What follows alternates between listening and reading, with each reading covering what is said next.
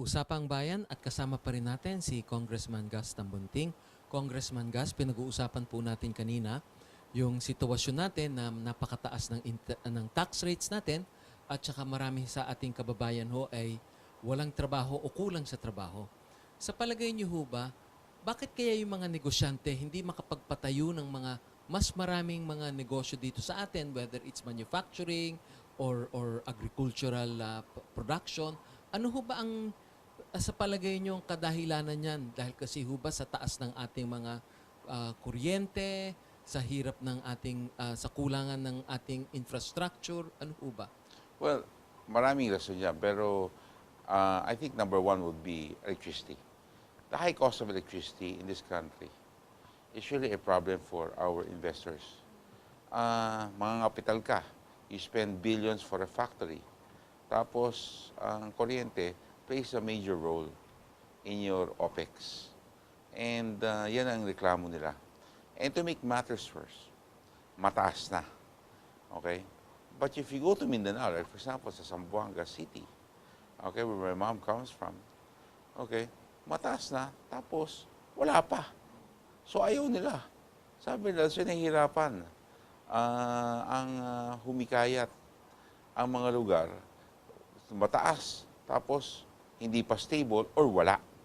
And that's something that we should look at. No?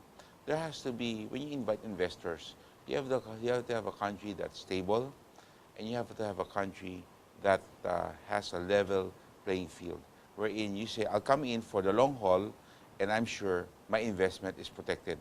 Hindi pwede na bukas, magdadasal pa ako kung may kuryente o wala. Ano ho ba kaya ang pagkukulang natin lalo na sa Kongreso na makikita ho natin ang pinakamalalaki at profitable na mga kumpanya ay mga kumpanya related to power generation, power distribution, and yet in spite of that, ang karamihan sa ating mga kababayan ay naghihirap, no? At kung masasabi rin natin na kung ang mga polisiya ng ating administrasyon ay tama, siguro naman sa loob ng 6 na taon ay dapat nagawaan na natin ito ng pagbabago para sa mas makakabuting kalagayan ng ating kababayan. So ano ho ba palagay nyo ang pagkukulang ng Kongreso kung bakit tayo ay nandito pa sa sitwasyon na ito? Well, very obvious that this country is still because the wealth is distributed. It's not evenly distributed. It's still being controlled by the few and the powerful. Hindi nararamdaman ng taong bayan sa ba ang sinasabing economic gains ng ating bansa. There has to be a way wherein they should be given more, and they should be given the chance. Kasi nangyayari po, pag graduate ng high school, ng college ang isang bata, anong iniisip? Iniisip ba ho kaya nila, uy, gagalingan ako dito sa ating bansa? O iniisip niya, kailan kaya ako makakaalis ng Pilipinas? Okay. Usually, karamihan, pupusta po ko, magpa-survey po kayo. Karamihan niya iniisip, gagalingan ko para makaalis ako at matanggap ako, hindi sa isang kumpanya dito sa Pilipinas, kung hindi sa ibang bansa, sa abroad. Laging ganyan ang kanilang mindset. So we should change that. You know, honestly, pwede, malungkot lang, no? Pero I think at times you can say that, you know, yes, we are a country, no? But we're not a nation. Hindi katulad ng Hapon. Ang Hapon, grabe. Yung kultura nila, pag sinabi nilang ako'y Hapon, yung nationalism nila napakalakas. Okay? Dito, hindi eh. Dito, pag graduate ka, aalis ka. Pag doktor ka, ay mas maganda sa ibang bansa. Pag nurse ka, aalis ka rin. Hahanapin mo kung saan ka pwede makahanap ng trabaho. So, kulang sa oportunidad ng ating mga taong bayan. That's something that we should address. Yung balikan lang ho natin yung nasabi nyo kanina na sa Zamboanga na kung saan kayo pinanganak. Hindi ako. Nanay ko po. Nanay nyo Nanay ko pinanganak, po. no? Ang sinabi nyo ho doon mahal na ang kuryente doon, kulang pa o Opo. wala pa. So, hindi ho kaya ito maa-address ng pinupush ng ating gobyerno doon sa BBL, yung Bangsamoro Basic Law. Ano ho ba ang palagay nyo doon na bakit masyadong pinagpupursigi ng ating administrasyon para maipasa itong BBL na Well, ito? I don't think electricity has anything to do with the BBL. Dahil there were times, there were administrations naman na hindi man ho problema yun eh. Wala nang hindi man ho pinag-uusapan ang BBL eh. Ang importante nandun, may foresight. At saka yung sinasabi po natin mga ah, private and public partnerships, no? Eh yan ay dapat hong ituloy. Ang problema, napakahirap po kumuha ng mga incentives under that program. At it's like dumadaan ka raw sa butas ng karayom. Kung diyan ka raw papasok ha, eh karamihan dyan, yun na naging frustration. Alam po niyo, yung nangyayari po sa Mindanao, matagal na pinag-uusapan yan. 2 years ago, narinig ko na yan eh. Nasa dyaryo. Pero ano pong ginawa natin? Kaya ba't ho ang ganyan pa rin sitwasyon? Now, sa BBL, eh, mahabang usapin. No?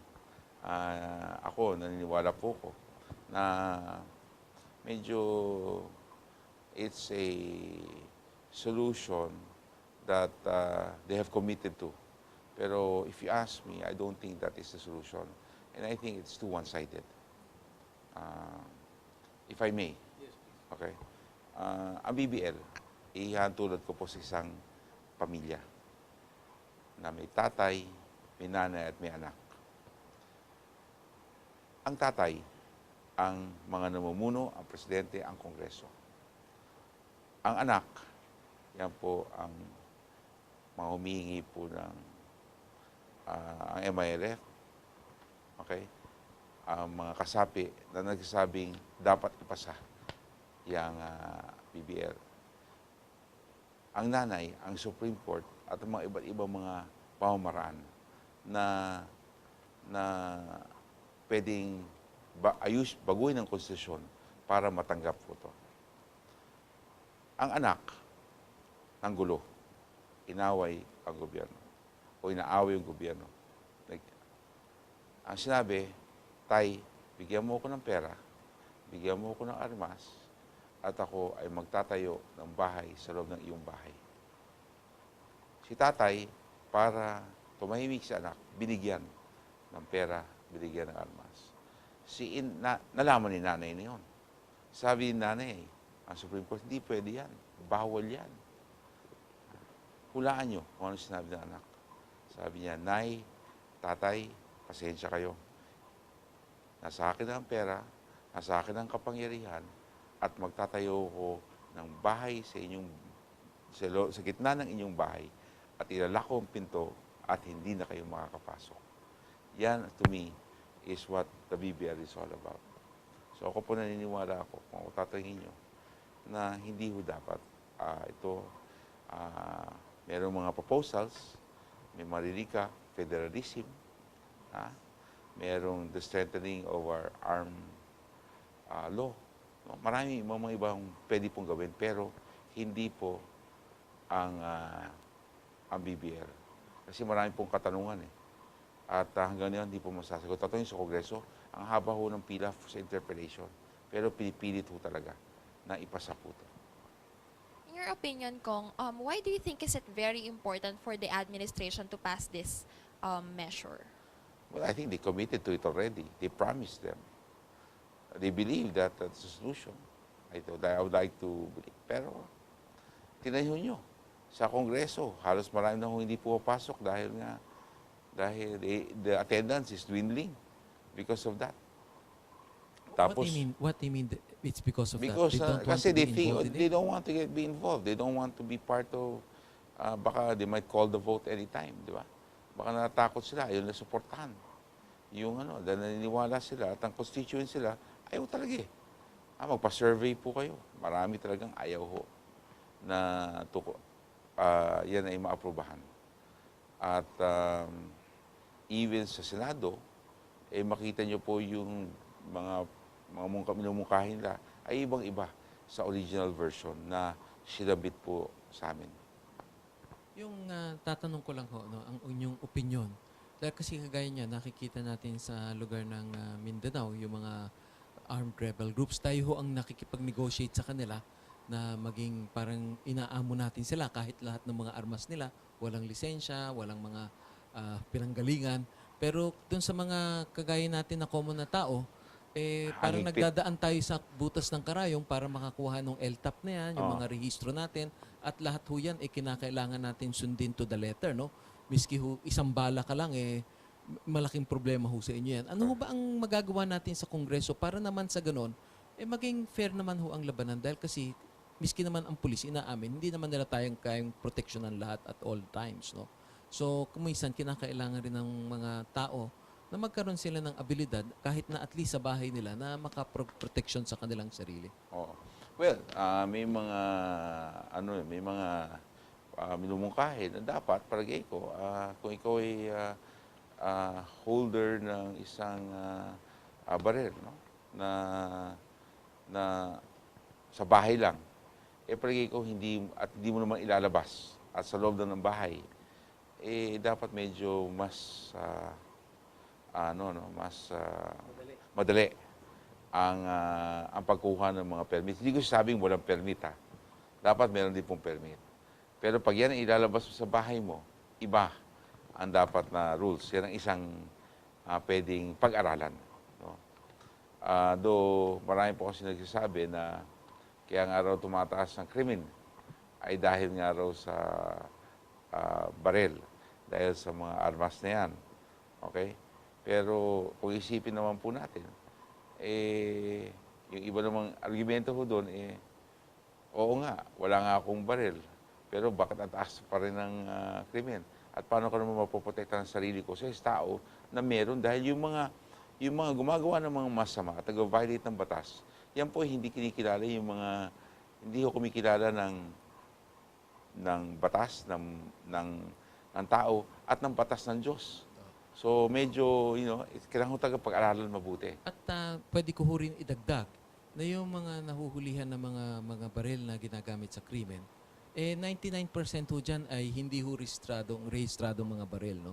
Yan ho ang talagang loose firearms. Dahil kasi kung ikaw ho ay kriminal, hindi ka naman nakikialam na. Wala kang pakialam kung lisensyado yan o hindi. Correct. At saka wala ka rin pakialam kung yan ho, kung ngayon ang panahon natin ay gun ban period o hindi. Wala sa iyo yan lahat eh. Hindi, kaya nga ikaw ay kriminal eh, hindi ba? Correct. Lawless element ka eh. Oh. Tama. At yung mga loose firearms na yan, palagi ko yan minsan meron pa dyan nakikita ho natin, nung ako'y vice mayor, meron ho dyan paano mo nga marehistro yun yung numero haltang-halang kinalikot. Ha? Yung di ba? Tampered. Kinalikot yung mga numero at binabago ho nila.